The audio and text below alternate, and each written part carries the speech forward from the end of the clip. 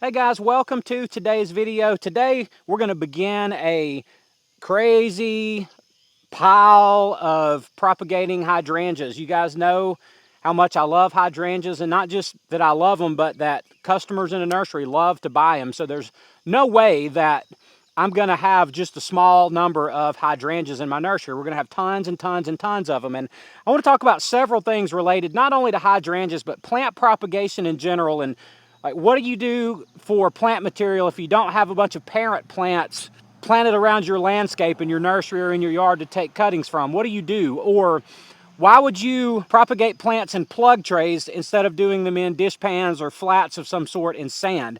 What's the benefit to using one versus using the other? And today I'm going to be making hydrangea plugs, and these are my limelight hydrangeas, or at least some of them. They're right here beside me from about this point forward, and these are just little small pots, and they're kind of overgrown, but I let them do this on purpose. I just propagated these last summer, and probably 2 months ago in early May or late April, something like that, I potted those plugs in these small pots for the purpose of them growing out so I could take cuttings. This will be my source for cuttings this year. So we're going to just have a look at this and what I'm doing and how I'm doing it and what in the world all this may have to do with you on this video. So hopefully there's something helpful for you here today. So let's get started.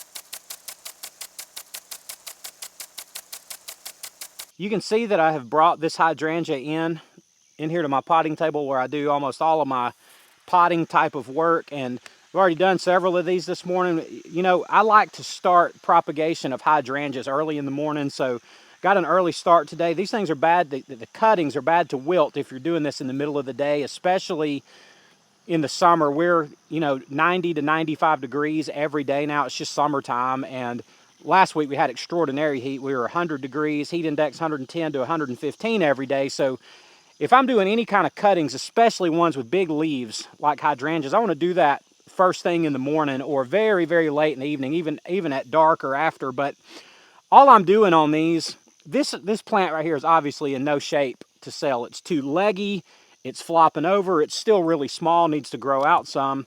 And one of the things that you have to do in a nursery to keep up with your plants and grow really nice plants, any kind of shrub type of plant in particular, is you got to keep these things pruned.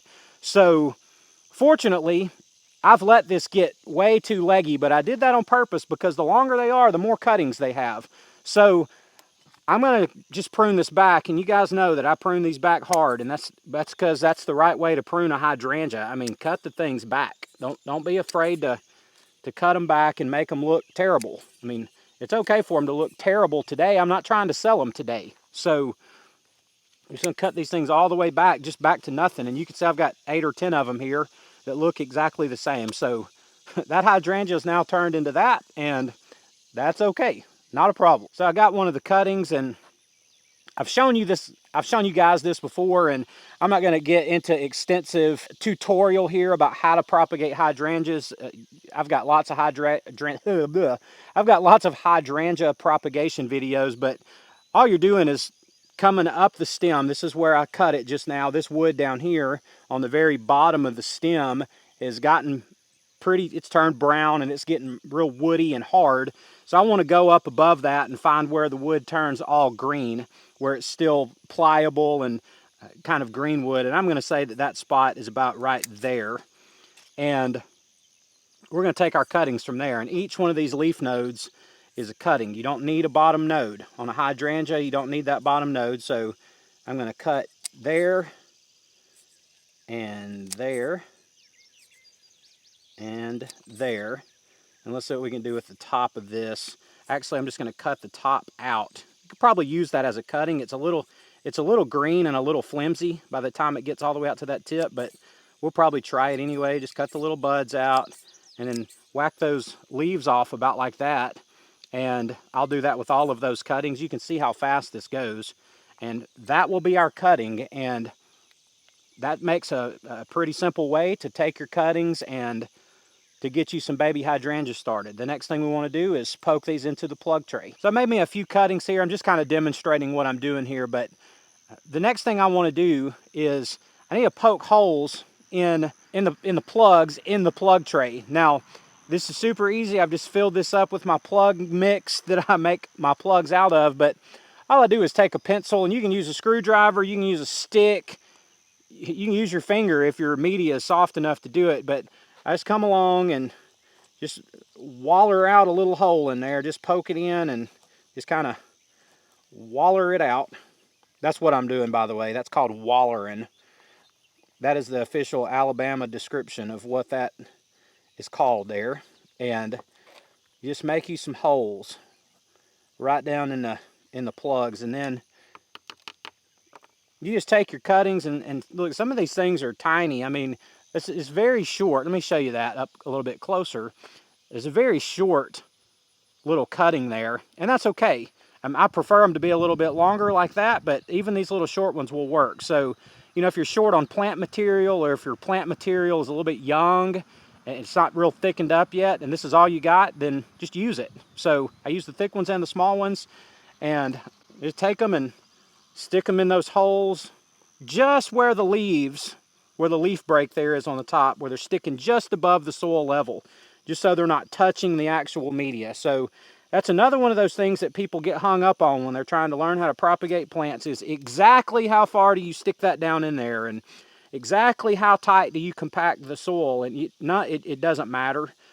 Just leave your leaf node above the soil level a little bit, a ½ inch, an inch, a quarter of an inch, it doesn't matter, and they're going to root for you just fine. These are all going to go under the mist system that I showed you guys on the last video, and it just isn't going to matter as long as you just get them above the soil level a little bit. Now I'm going to take a minute and just fill in the rest of this tray, make a few more cuttings, fill in the last of the 50 of this tray, and put these under mist, and talk about propagation plugs versus in trays, and what's the difference in doing those two.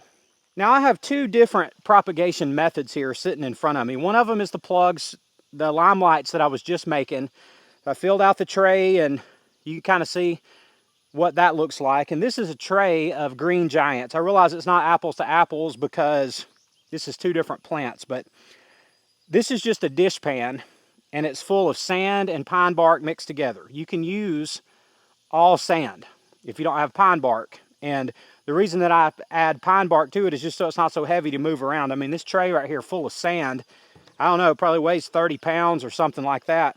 You mix pine bark in it, it weighs more like, 10 or 15 pounds. So it's just easier to move them around. That's the only reason I do that. I put these cuttings in this sand in late winter. Maybe it was January, maybe it was February. I really don't know, and it really doesn't matter.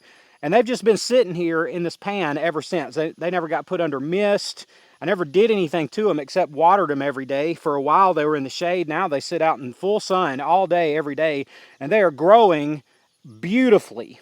And they've all got roots. And what will happen throughout the rest of the summer is they're all just going to continue to grow and grow. I put slow release fertilizer on these. And they're going to just grow and grow and grow and just turn into a mass of roots all tangled up together.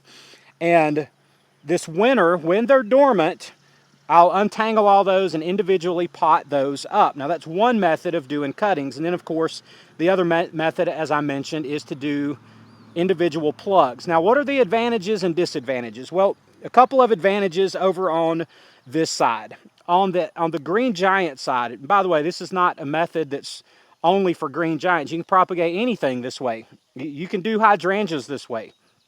And I'll tell you why I don't like that method in just a minute, but one of the advantages to doing this way, you can get a whole lot of plants in a smaller space. So this is 50 plants in a space that takes up almost twice as much as this, and there's about 75 in here. So something like twice as many plants in the same space, something like that. So that's one big advantage to doing them this way.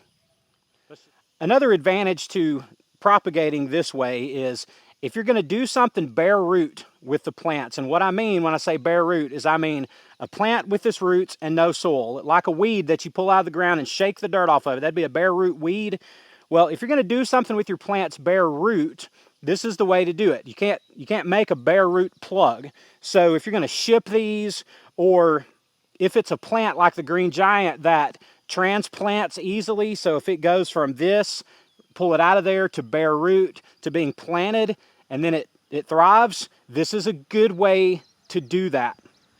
One of the negatives about doing it this way is not all plants respond well to being moved bare root. For example, the limelight hydrangea does not respond well to that. They will root in this just fine. You can pack them in here and they'll root really well.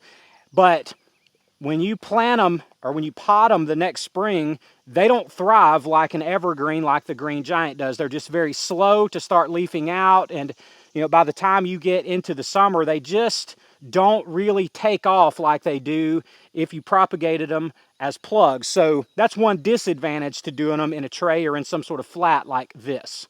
Now let's talk about the plug tray and why you might want to use the plug tray. Now, when you propagate in plugs, you're going to want to use some kind of media, the soil here that you're using, something that holds together, and that typically means something that's got some peat in it. I just use Miracle-Gro potting soil, the stuff in the yellow bag. Look, I'm not saying that's what you should use. That's not a great thing to use, actually, but it's what I use because it's readily available, and I just mix that with some pine bark to kind of dilute it, I guess you might say, just to make sure that it's draining well enough for this application. But what happens is these begin to root in here in just a matter of weeks, and they form their own root ball right inside each individual plug, and it's like 50 little tiny potted plants. Now, there's some real advantages to this. Number one is the following spring or whatever time of year, you're going to pot these up. They transplant virtually perfectly. You don't have any delay, you don't have any damage, you don't have to worry about a plant that's being fussy because it just doesn't like being moved around. And you can move these around once they're rooted really well in their plugs. You can move them any time of year. If you've got plugs in July or August that are full and they're ready to be potted, well, just pop them out and pot them up. It's as simple as that. And to me, that's the really big advantage of rooting these this way.